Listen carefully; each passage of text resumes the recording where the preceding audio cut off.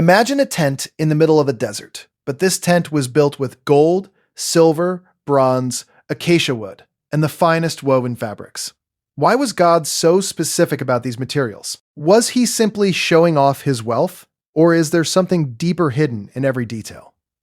The ancient Hebrew text reveals secrets that most teachings miss. Today, we're decoding the tabernacle, not just as a historical building, but as a divine blueprint of redemption, written in wood, metal, and thread thousands of years before it happened, on a hill called Calvary. The tabernacle was surrounded by a high, white linen fence, separating the purity of God's dwelling from the uncleanness of the world.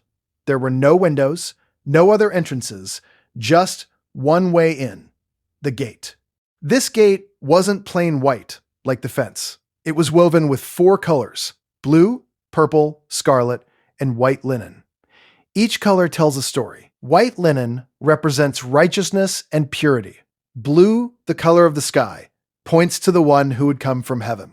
Purple, the color of royalty, points to the King of Kings.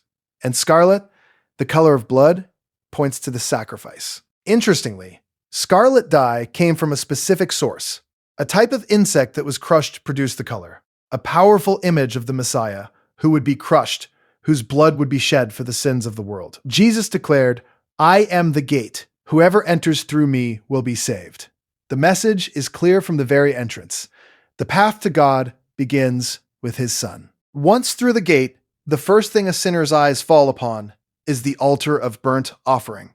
It stands as the boundary line between the world and the courts of the Lord. This altar was made of acacia wood, a desert tree known for being hard, durable, and incorruptible. It does not rot or decay.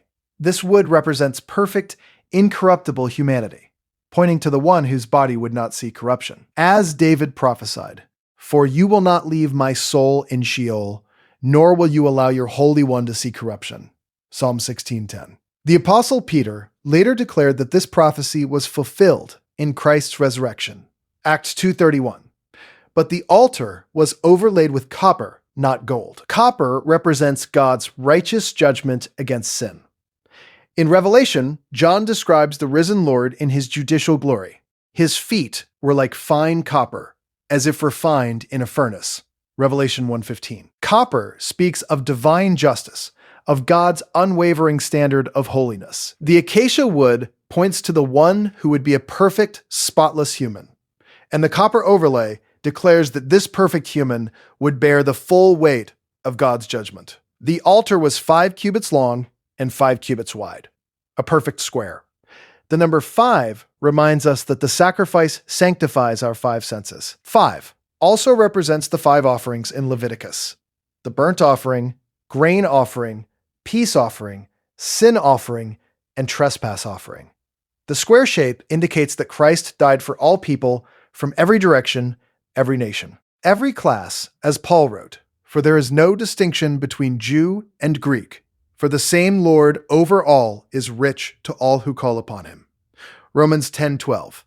The height was 3 cubits, the number of the triune God, Father, Son, and Holy Spirit, and the 3 days Christ spent in the tomb, as he himself said, "For as Jonah was 3 days and 3 nights in the belly of the great fish, so will the Son of Man be 3 days and 3 nights in the heart of the earth." On its 4 corners were 4 horns, pointing to the 4 corners of the earth, bearing a dual message. First, that the entire world is under judgment from God, as Paul declares. All the world may become accountable to God. Romans 3:19. Second, that divine atonement is offered to the entire world. For Jesus said, "Whoever believes in him shall not perish, but have everlasting life." John 3:16. Horns in Scripture symbolize power, as Hannah prayed, "My horn is exalted in the Lord." 1 Samuel 2:1. The blood of the sin offering was sprinkled on these horns, as God commanded, Leviticus 4:7, indicating that all the power of the blood is for the sinner who approaches in faith. The horns also served as a refuge. When Adonijah feared King Solomon, he took hold of the horns of the altar, 1 Kings 1:50, and found safety. But Joab was killed even while holding them, for he had shed innocent blood. 1 Kings 2:31. This is a solemn warning. The horns protect the repentant, but not the guilty. The altar was hollow, so fire could burn inside it, pointing to Christ's inner suffering. The psalmist prophesied, "My heart is like wax, it has melted within me." Psalm 22:14. A perpetual fire burned on this altar, as God commanded. A perpetual fire shall burn on the altar, it shall not go out. Leviticus 6:13. Yet that fire was never satisfied, for it is impossible for the blood of bulls and goats to take away sins. Hebrews 10:4. Day after day, century after century, animals were consumed, blood was shed, and the fire kept burning, because animal sacrifices could never take away sins. The fire was a constant testimony that something more was needed. Then, the perfect sacrifice was offered once for all, and the writer of Hebrews declares, after he had offered one sacrifice for sins forever, sat down at the right hand of God. Hebrews 10:12. Beyond the altar of burnt offering stood the bronze laver, made from the polished bronze mirrors of the women who served at the entrance. Exodus 38:8. When a priest looked into it, he saw his own reflection, his own need for cleansing. The mirror reveals the dirt, but it cannot clean us. The priest would wash his hands and feet in the water as God commanded. They shall wash with water, lest they die. Exodus 32. This symbolizes the daily cleansing and repentance from sin. Now notice, the altar and the laver. Before we can enter God's presence, we must first come to the altar, faith in the cross where the sacrifice was made. Then we come to the laver baptism, which cleanses us and identifies us with his death and resurrection. As Peter preached, repent and let every one of you be baptized in the name of Jesus Christ for the remission of sins. Acts 2:38. Paul explains, we were buried with him through baptism into death, that just as Christ was raised from the dead, even so we also should walk in newness of life. Romans 6:4. The altar and the laver, the cross and baptism. Now cleansed, we enter the holy place, where the walls were acacia wood overlaid with pure gold. Humanity covered by divinity, a picture of Christ, for in him dwells all the fullness of the Godhead bodily. Colossians 2:9. The tabernacle was a tent in the desert, but it was also a prophecy written in gold, silver, bronze, wood, and thread.